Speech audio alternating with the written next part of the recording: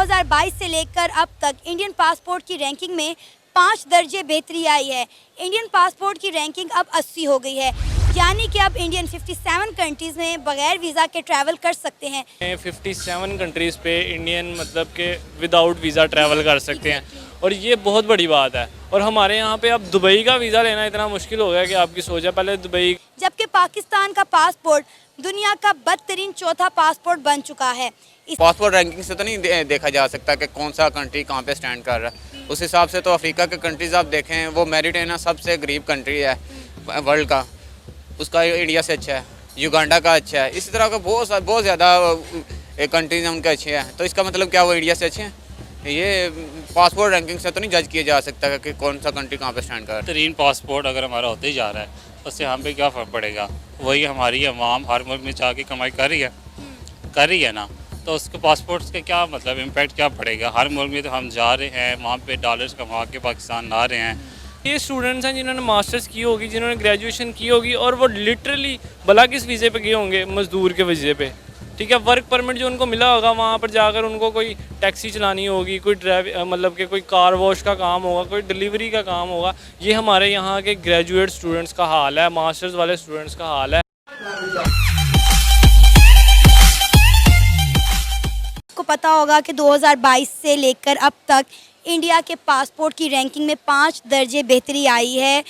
क्या कहेंगे आप? दिन ब दिन इंडिया के पासपोर्ट की वैल्यू बढ़ती जा रही है और हमारा पासपोर्ट उतनी ही तेज़ी से डी वैल्यू हो रहा है।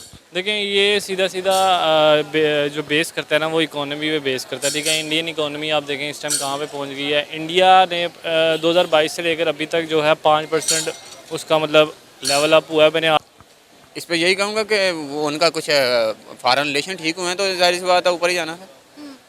इसमें कोई बहुत बड़ी अचीवमेंट है। ये पासपोर्ट रैंकिंग से तो नहीं देखा जा सकता कि कौन सा कंट्री कहाँ पे स्टैंड कर रहा है। उस हिसाब से तो अफ्रीका के कंट्रीज़ आप देखें, वो मेरिटेना सबसे गरीब कंट्री है वर्ल्ड का, उसका इंडिया से अच्छा है, युगांडा का अच्छा है। इसी तरह का बहुत ज़्यादा कंट्रीज हैं उनके अच्छे हैं। तो इसका मतलब क्या वो इंडिया से अच्छे हैं?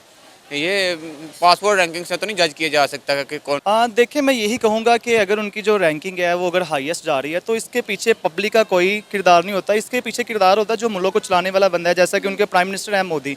अब वो अपने मुल्क में इतनी डेवलपमेंट लेकर आ रहे हैं कि ये जो आपने बात की है, ये मुझे उनकी डेवलपमेंट के लिहाज से बहुत छोटी सी लग रही है। अभी आप पिछले दिनों में देख लें कि वो एक उसको क्या नाम लेते हैं, डेवलपमेंट के हिसाब से और इन्वेस्टर के लिहाज से वो तीसरे मुल्क पे गिना जा रहा है कि बहुत से इन्वेस्टर हैं आउट ऑफ कंट्री के, वो वहाँ पे इन्वेस्ट करना चाह रहे हैं। और अगर हम पाकिस्तान के पासपोर्ट के साथ इंडिया के पासपोर्ट का कंपैरिजन करें तो आप क्या मेजर फ़र्क देखते हैं? क्योंकि वो उनके पासपोर्ट की दिन ब दिन वैल्यू बढ़ती जा रही है और हमारा पासपोर्ट दिन ब दिन डी वैल्यू होता जा रहा है, यानी कि हमारा पासपोर्ट बदतरीन जो पासपोर्ट है उसके चौथे नंबर पर आ गया। पहले 5वें पे था, अब हम चौथे पे आ गए हैं। ठीक है, बदतरीन पासपोर्ट अगर हमारा होते ही जा रहा है उससे हम पे क्या फ़र्क पड़ेगा? वही हमारी अवाम हर मुल्क में जाके कमाई कर रही है ना, तो उसके और वो ये स्टूडेंट्स हैं जिन्होंने मास्टर्स की होगी, जिन्होंने ग्रेजुएशन की होगी और वो लिटरली भला किस वीज़े पे गए होंगे, मज़दूर के वीज़े पे।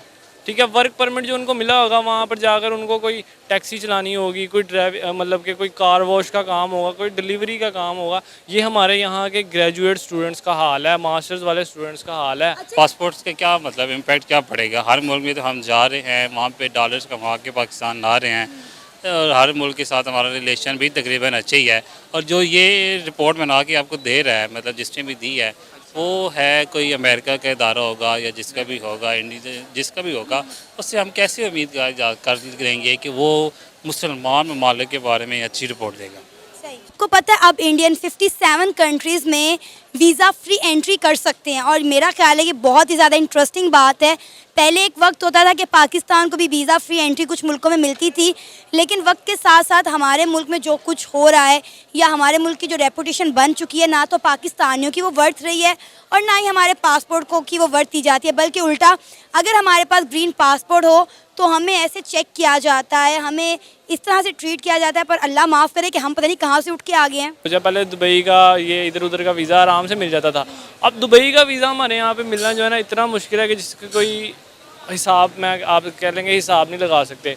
ठीक है, यही वजह है कि हमारा मुल्क जो है ना दिन ब दिन आगे जाने के बजाय पीछे से पीछे आई जा रहा है, हालांकि हम दोनों मुल्क एक साथ आज़ाद हुए थे। पाकिस्तान से जो यहाँ से लोग जाते हैं ना हाई एजुकेशन करके डिग्री करके दूसरे मुल्क में, उनकी सबसे पहली जो थिंकिंग होती है ना वो ये नहीं सोचते कि यार हमने किसी अच्छी सीट पे जाके बैठना है। उनकी पहली ये कोशिश होती है हम किसी रेस्टोरेंट में चले जाएं या ड्राइविंग पे चले जाएं या किसी और, उनकी ना थिंकिंग ही एक्चुअली यही है कि हमने छोटे शोबे में काम करना है। अगर यहाँ से वो थिंकिंग लेके जाए ना, नहीं जी हम आउट ऑफ कंट्री जा रहे हैं, वहाँ पे जाके हमने अच्छी जॉब जो है वो अच्छी जॉब पे काम करना है, एक अच्छी जो है सीट वो हासिल करनी है, अगर ये थिंकिंग आज से बना लें तो हमारी भी जो रैंकिंग है वो किसी से कम ना हो। क्या करें लोगों के लिए, नौजवानों के लिए? कितने नौजवान यहाँ पे बेरोजगार फिर रहे हैं, भूख से लोग मर रहे हैं, खुदकुशियाँ कर रहे हैं। क्यों? क्योंकि यहाँ पे अपॉर्चुनिटीज़ नहीं है। और फिर हम कहते हैं पाकिस्तान में बहुत टैलेंट है, हम तो इंडिया को पीछे छोड़ देंगे।